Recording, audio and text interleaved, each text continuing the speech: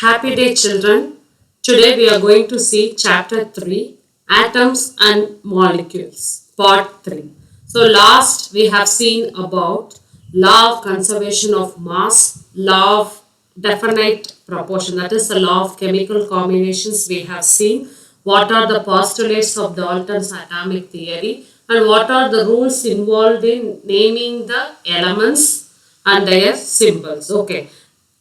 Now we are going to see about atomic mass.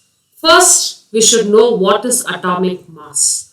Atomic mass, it refers to the mass of an atom.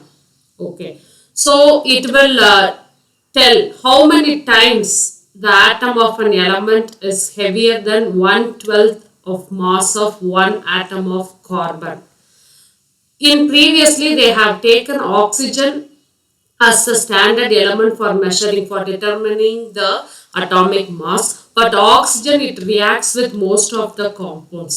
Then later on they have determined, or they will determine the atomic mass of an element taking the carbon 12 isotope as a standard. It is approved by International Union of Pure and Applied Chemistry, that is they will decide the names for the newly discovered elements. Okay, so that is measured in the atomic mass unit. It is called as AMU, atomic mass unit. Now it is simplified and now we will call it as unified mass, unified mass. Okay, so the atomic mass of the compound, it can be found out using the average mass of an atom compared to 1/12th mass of one carbon 12 atom. So it is found using this. Next we are going to see what is a molecule. We know that in last lesson we have learnt about element. Correct. So if simple example I will tell you, we know that bricks, while we are building our house, bricks are the basic blocks, right? Bricks cannot exist independently. So the bricks are used to make a small rooms that together will constitute the entire building. Like similarly, the molecules needs the elements, right? Needs the atoms. It will all build together and it will form some molecules. We know that most of the atoms will not exist independently. So they will join together and they will exist as molecules. So molecules, it refers to a combination of two or more atoms that is chemically bonded and it will be held together by the attractive force. So what is molecule? Molecule is nothing but, we know that atoms are very small, atoms are indivisible, atoms are not visible to our eyes, atoms cannot exist independently. So two or more atoms, they are chemically combined to form a molecule. So that is called as molecule. So molecule can exist independently and it will show the properties of that particular substance. So now next we are going to see about the molecules of elements.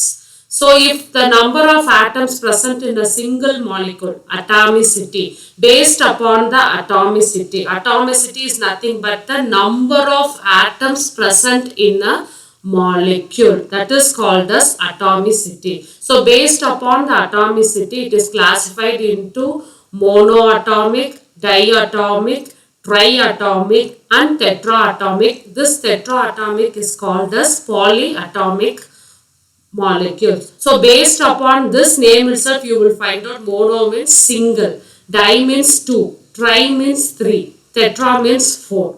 So if molecules of elements composed of only one single atom, then it is called as monoatomic. All the elements in the periodic table, hydrogen, lithium, helium, beryllium, boron, right? So when their atomicity is 1, so it is called as monoatomic. Whereas in the other hand, if it is composed of 2 atoms, for example, we take O2.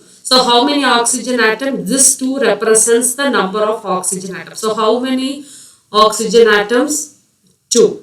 Okay, so the atomicity is 2. So diatomic. So usually we will write gases as O2, N2, CO2 carbon dioxide, nitrogen N2. Okay, so it is a diatomic molecule. Next we are going to see about the triatomic. Triatomic means it is composed of 3. This is the structure of ozone. O3. Okay, this is carbon dioxide. This is carbon. It is bonded to 2 oxygen. So how many atoms here? 3. Here carbon 1 plus oxygen 2 atoms. It is called as 3. So it is called as triatomic. Now the molecules of elements will composed of more than 4. That is called as tetraatomic. If you take P4, it is 4, right? SO3, S1 and O3, it is 3. So 1 plus 3, 4. So their atomicity is 4. So it is called as tetraatomic. Okay, so based upon their atomicity. So what is atomicity? Atomicity is nothing but the number of atoms present in a molecule or present in a compound. Next, we are going to see about molecules of compounds. Already we know that compounds will always combine in a definite proportion by mass. It will be fixed. For example, if you take sodium chloride, formation of sodium chloride, Na, one sodium atom and Cl1. So it combines to form NaCl.